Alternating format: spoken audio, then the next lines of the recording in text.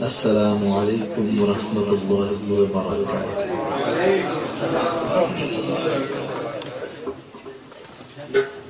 چاہت نہیں ہونی چاہیے۔ سن لو، دین ہی سچا ہے اور دین والے محمد بھی سچے ہیں، اور جس وقت کا دین لے کر آئے وہ رب بھی سچا ہے۔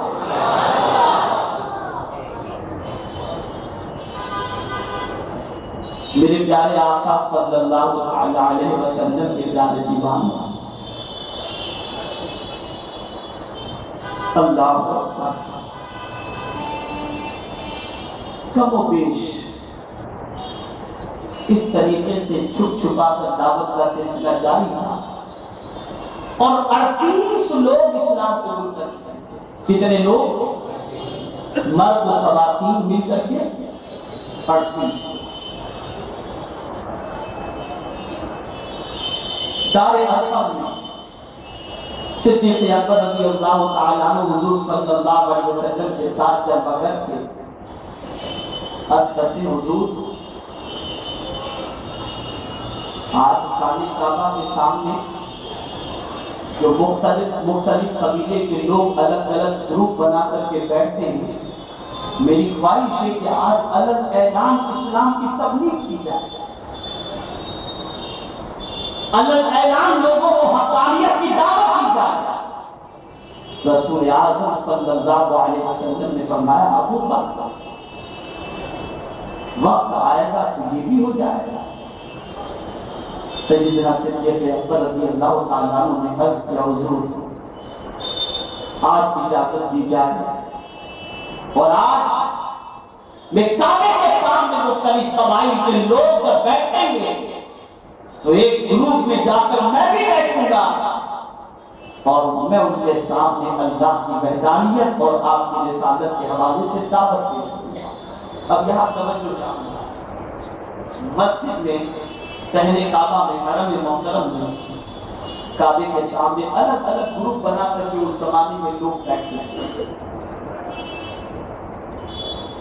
تو جو 38 مسلمان ہوئے تھے ان میں سے جو مرد حضرات تھے وہ بھی دار ارقم سے صدیق اکبر کے ساتھ نکلے۔ بہت اہم بات سمجھ رہا نکلے، اور سب الگ الگ قبیلے والوں کے وہاں جا کر کے چپ چاپ گئے، تب بھی کسی نے نہیں کی، بیٹھ گئے۔ میں تھوڑی دیر آج اس واقعے کو پڑھنے کے بعد غور کیا کہ ایک ساتھ سب کیوں نہیں بیٹھے؟ صحابہ کا ایک گروپ تھا، جا کر بیٹھ جاتے کسی جگہ کہ بھئی یہ تو ان کا الگ گروپ ہے، اپنے ان کے ساتھی اپنے الگ جا کے بیٹھا، الگ الگ صحابی الگ الگ گروپ میں جا کر کے بیٹھ گئے۔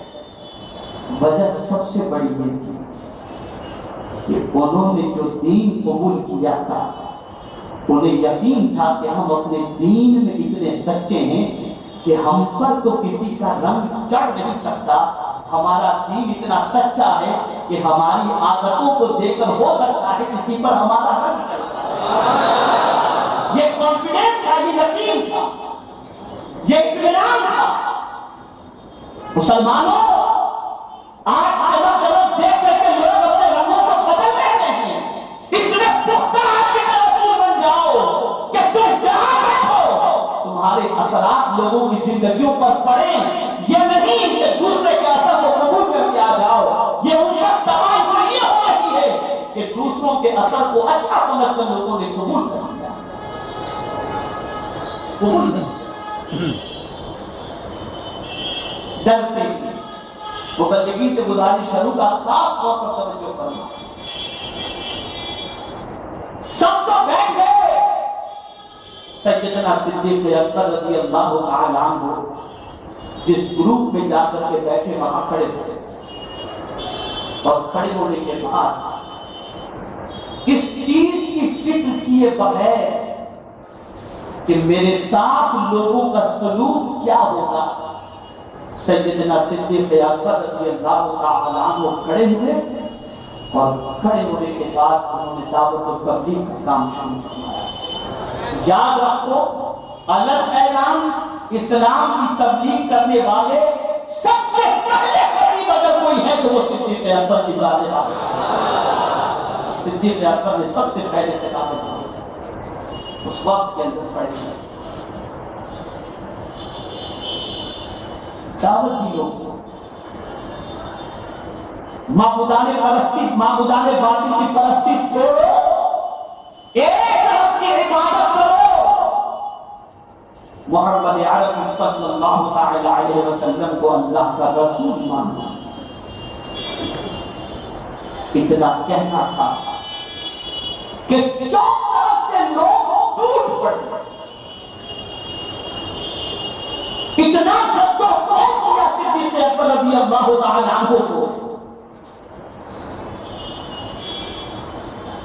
کہ زد و کوب کرنے والوں نے یہ تصور کیا، بلکہ جب انہیں یقین ہو گیا کہ اب سیدنا ابو بکر صدیق رضی اللہ تعالی عنہ کا وصال ہو چکا ہے، تب انہوں نے چھوڑا اور صدیق اکبر رضی اللہ تعالی عنہ صحن حرم کے اندر زخموں سے نڈھال ہو کر کے پڑے ہوئے تھے۔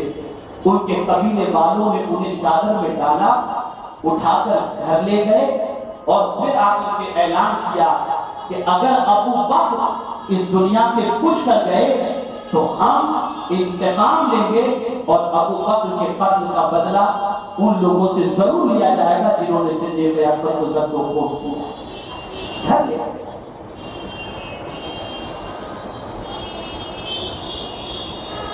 صدیق اکبر رضی اللہ تعالیٰ عنہ زخموں سے نڈھال، کافی دیر کے بعد جب ہوش آتا ہے،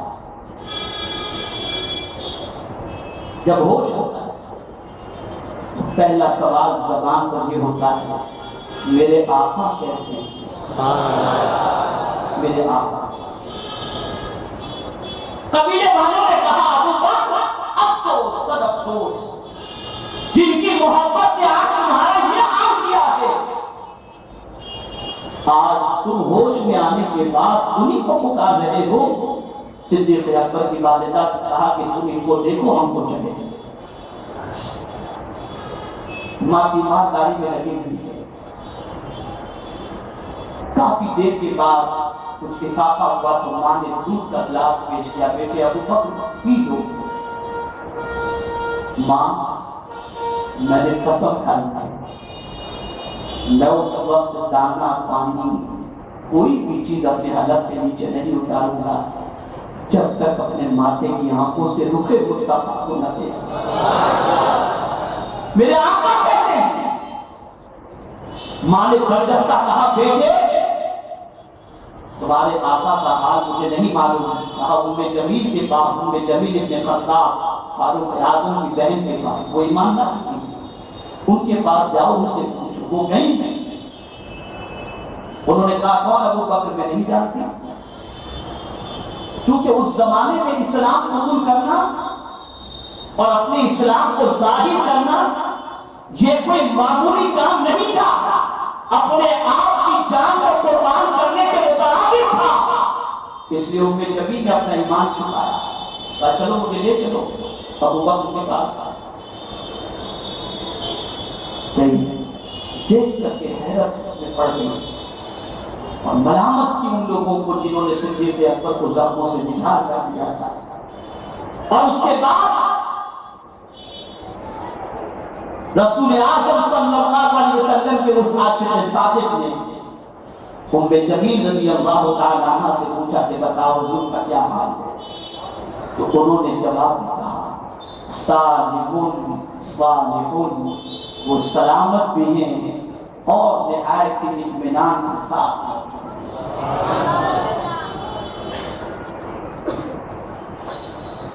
کہا مجھے لے چلو۔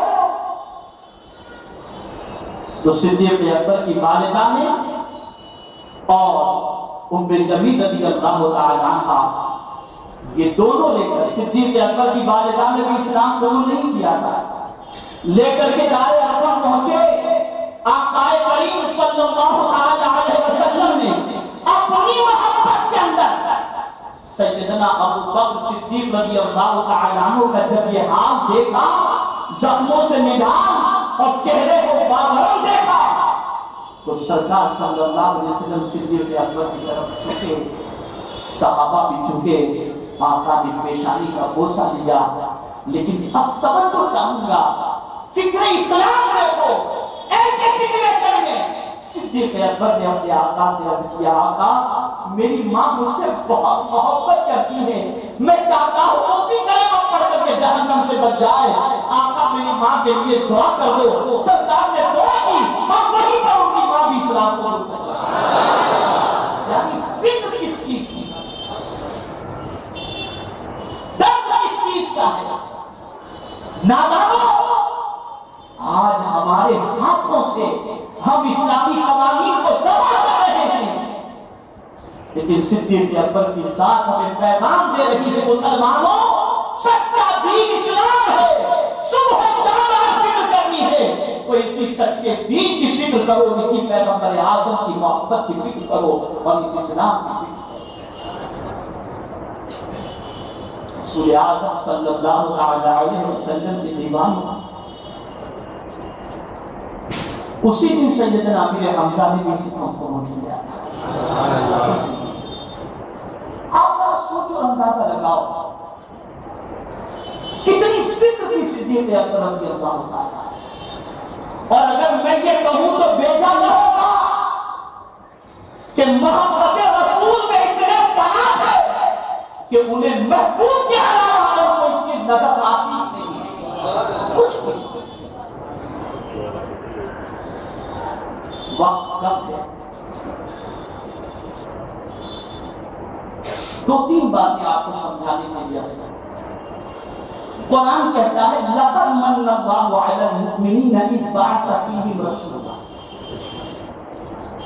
بے شک اللہ نے مومنوں پر احسان فرمایا جب ان میں عظمت والے رسول کو مبعوث کیا۔ کون احسان جتا رہا ہے؟ بولیے کون احسان جتا رہا ہے؟ اللہ احسان جتا رہا ہے۔ کس پر جتا رہا ہے؟ جواب دیجیے، کس پر جتا رہا ہے؟ کس چیز کو دے کر؟ حضور صلی اللہ علیہ وسلم۔ اللہ تو حضور کو دے کر مومنین پر احسان جتائے، لیکن اے ابو بکر صدیق آپ کی عظمتوں پر قرآن کہ حضور یہ فرماتے ہیں کہ میں نے سب کے احسان کا بدلہ چکا دیا سوائے ابو بکر کے احسان سے کہ اس کا بدلہ قیامت میں میرا رب اس کا عطا فرمائے۔ اندازہ لگائیے آپ۔ دوسری طرف دیکھیں آپ، ہمارا مال ہماری اولاد کو نفع پہنچاتا ہے، ہمارا ہمارے رشتہ داروں کو نفع پہنچاتا ہے۔ اے ابو بکر آپ کی عظمتوں پر قربان کہ آپ کے مال کو حضور نے قبول کیا اور حضور کے دین کو آپ نے مال میں نفع پہنچایا۔ آقا کریم صلی اللہ علیہ وسلم نے اس کا تذکرہ فرمایا۔ اب آپ دیکھیں تصوف کی اصطلاح میں وقت ان کے زیادہ ہو رہا ہے سمیٹ کا۔ اب تصوف کی بات اور یہ سمجھنے کے لائق ہے۔ تصوف کی اصطلاح کے اندر ایک اصطلاح تصور اتحادی، یہ بہت عظیم تصور ہوتا ہے۔ اس میں ہوتا یہ ہے کہ طالب و مطلوب، محب اور محبوب، ان دونوں کے علاوہ کوئی تیسرا نہیں ہوتا، اور طالب و مطلوب کی تنہائی ہوتی ہے، مرید اور مرشد کی تنہائی ہوتی ہے۔ مرشد مرید پر نظر گاڑے ہوتا ہے اور مرید مرشد پر نظر گاڑے ہوتا ہے۔ یہ ہوتا ہے تصور اتحادی۔ اور اگر اس کی کما حق کچھ ساعتیں نصیب ہو جائیں تو کیفیت یہ ہو جاتی ہے کہ پھر مرید کون ہے اور مرشد کون ہے عوام کو پہچاننا مشکل ہو جاتا ہے۔ یہ تصور اتحاد۔ آپ سوچو مکہ کی سرزمین پر مدینہ سے وفود آئے، انہوں نے صدیق اکبر کو خادم کی حیثیت سے دیکھا، رسول اعظم صلی اللہ علیہ وسلم کو آقا کی حیثیت سے دیکھا، لیکن جب سرکار ہجرت فرماتا، جب 3 دنوں رات غار ثور میں رہے، کوئی نہیں تھا۔ آقا صدیق اکبر کو دیکھتے اور صدیق اکبر اپنے آقا کو دیکھتے، ایک دوسرے کے دیدار ہی کے اندر لگے ہوئے تھے۔ اس تصور اتحادی نے اتنا اونچا مقام ادا کیا کہ جب صدیق اکبر حضور کے ساتھ مدینے میں قدم رکھتے ہیں تو مدینے والوں کو پہچاننا مشکل ہو گیا کہ آقا کون ہے اور غلام کون ہے۔ صدیق اکبر نے بھانپ لیا کہ یہ سمجھ نہیں پا رہے ہیں، چادر لیتے ہیں اور اپنے آقا کے اوپر ٹانگ کر کھڑے ہو جاتے ہیں، تب لوگوں نے پہچانا کہ یہ غلام ہے اور یہ آقا۔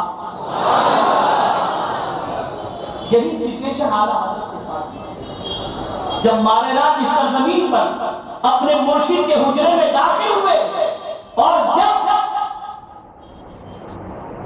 اپنے مرشد کے پاس بیٹھے تو مرشد نے وہ توجہ فرمائی کہ باہر والے کو پہچاننا مشکل تھا کہ مرید کون ہے اور پیر کون۔ یہ تصور اتحاد ہے۔ میرے پیارے آقا صلی اللہ تعالی علیہ وسلم کے پیارے دیوانوں، جس رسول نے یہ فرمایا تھا کہ سب کے احسان کا بدلہ میں نے چکا دیا سوائے ابو بکر کے احسان کے، اس سے آپ اندازہ لگا سکتے ہیں کہ صدیق اکبر رضی اللہ تعالی عنہ کا مقام اور اسلام پر صدیق اکبر رضی اللہ تعالی عنہ کا کتنا بڑا احسان ہے۔ مجھے کئی آیتوں پر آج گفتگو کرنی تھی اور اس کے شان نزول بیان کرنے تھے، کئی پروگراموں سے فارغ ہو کر آپ کو حیرت ہوگی کم و بیش 26 منٹ میں ملوم سے ہم یہاں پہنچے، 26 منٹ میں۔ تو میں نے جس آیت کریمہ کی تلاوت کا شرف حاصل کیا، یہ سورہ زمر کی آیت ہے۔ اللہ رب العزت ارشاد فرماتا ہے والذی جاء بالصدق وصدق به اولئک هم المتقون، اور وہ جو یہ سچ لے کر تشریف لائے اور وہ جنہوں نے ان کی تصدیق کی یہی ڈر والے ہیں۔ جنہوں نے ان کی تصدیق کی یہی ڈر والے ہیں۔ اس سے مراد آقا کریم صلی اللہ علیہ وسلم اور سیدنا صدیق اکبر رضی اللہ تعالی عنہ کی ذات ہے کہ سچ لے کر حضور آئے، اس کی تصدیق صدیق اکبر نے کی اور قرآن نے متقی کے لقب سے مالا مال فرمایا۔ میرے پیارے آقا صلی اللہ تعالی علیہ وسلم کے پیارے دیوانوں، میں نے اپنی زندگی میں سیدنا صدیق اکبر رضی اللہ تعالی عنہ کے کتنے فیوز و برکات پائے ہیں وہ میں خود جانتا ہوں، اور اس کے حوالے سے میں کیا عرض کروں۔ بہت سارے احسانات اور بہت سارا کرم صدیق اکبر رضی اللہ تعالی عنہ کا اس امت پر ہوتا رہتا ہے۔ افسوس کے ساتھ مجھے کہنا پڑتا ہے، میری بات سے کوئی یہ مراد نہ لے کہ میں اس چیز کے حوالے سے روک رہا ہوں۔ اپنے پیروں کے دن یاد رکھتے ہو، یقیناً ان کا عرس مناؤ، ان کی یادیں مناؤ، سب اپنی جگہ پر ہے، لیکن مجھے بتاؤ جس کا مرتبہ اتنا افضل ہو کہ سارے انبیاء کے بعد اگلوں اور پچھلوں میں جو سب سے افضل ہو، کیا اس کی یاد منانا، کیا اس کی بارگاہ میں خراج عقیدت پیش کرنا یہ اس امت کے لیے ضروری نہیں؟ اور آج جو مسجد نبوی شریف ہے یہ جگہ کس کی وقت شدہ ہے؟ سرکار صلی اللہ علیہ وسلم جب مدینے پہنچے اور جہاں آج مسجد نبوی شریف پرانی جو بنی ہوئی ہے،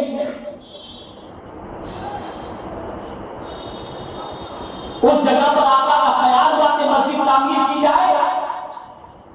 پوچھا یہ زمین کس کی ہے تو بتایا گیا کوئی یتیموں کے سامنے خواہش کا اظہار کیا گیا کہ یتیموں نے کہا ہماری طرف سے ہم اسے وقف کرتے ہیں، تو فتن دے دیتے، اللہ کے نام پر وقف کر دیتے ہیں۔ آقا نے فرمایا نہیں، اس کی قیمت دے کر کے ہم یہ زمین لیں گے، ورنہ کہیں ایسا نہ ہو کہ یہ سلسلہ بن جائے کہ یتیموں سے ان کی زمین مسجد کے لیے چھینی جائے نہیں جائے۔ قیمت دینے کی بات آئی تو کون آ گیا ہے؟ صدیق اکبر رضی اللہ تعالی عنہ نے وہ زمین کی قیمت ادا کی اور اس زمین کو مسجد کے نام مسجد نبوی کے لیے انہوں نے وقف کر دیا اسی مسجد نبوی شریف میں ریاض الجنہ بھی اسی مسجد نبوی شریف میں استوار حنانہ بھی ہے، محراب مصطفیٰ بھی ہے، منبر رسول بھی ہے۔ اب آپ سوچو ایک رکعت پر 50,000 ثواب، جب تک مسجد موجود ہے قیامت تک یہ مسجد رہے گی، ہر پڑھنے والے کو جتنا ثواب ملے گا بارگاہ ابو بکر کے اندر بھی اتنا ثواب پہنچتا ہے۔ کتنا اونچا مقام میرے پیارے آقا صلی اللہ علیہ وسلم کے پیارے دیوانوں، پرسوں اپنے گھر میں ان کے نام کی فاتحہ دو، ان کے نام پر غوربا کو کھلاؤ، بلکہ میں نے کہا تھا اس سے پہلے ہر مہینے کی 22 تاریخ مناؤ، اور یاد رکھو جو آقا کے محبوب کو نہیں بھولے گا آقا اسے کبھی نہیں بھول سکتے، اور صدیق اکبر وہ ہیں کہ آقا انہیں محبوب رکھتے ہیں، انہیں پسند فرماتے ہیں۔ مجھے راستے میں مدینہ شریف سے فون آیا، ہمارے ساتھی عرفان بھائی نمک والے کا، انہوں نے خاص اہتمام کیا تھا کہ میں کسی بھی طریقے سے شب وصال صدیق اکبر اور یوم انتصال صدیق اکبر رضی اللہ تعالیٰ عنہ مدینے ہی میں صدیق اکبر رضی اللہ تعالیٰ عنہ کی بارگاہ میں ادا کروں گا اور وہاں سلام پیش کروں گا۔ انہوں نے آج مدینے سے آپ سب کو سلام انہوں نے سلام پیش کیا اور سب کے لیے وہاں پر آج وہ انشاءاللہ دعائیں کریں گے۔ اللہ رب العزت ہم سب کو فیضان صدیق اکبر رضی اللہ تعالیٰ عنہ سے مالا مال فرمائے، ان کے نقش قدم پر چلائے اور ان کی تعلیمات پر عمل کرتے ہوئے ہمیں صدیق اکبر کی محبت رسول کا ہم سب کو صدقہ عطا فرمائے۔ وما علینا الا البلاغ المبین۔ السلام علیکم ورحمۃ اللہ تعالی۔ السلام علیکم ورحمۃ اللہ وبرکاتہ۔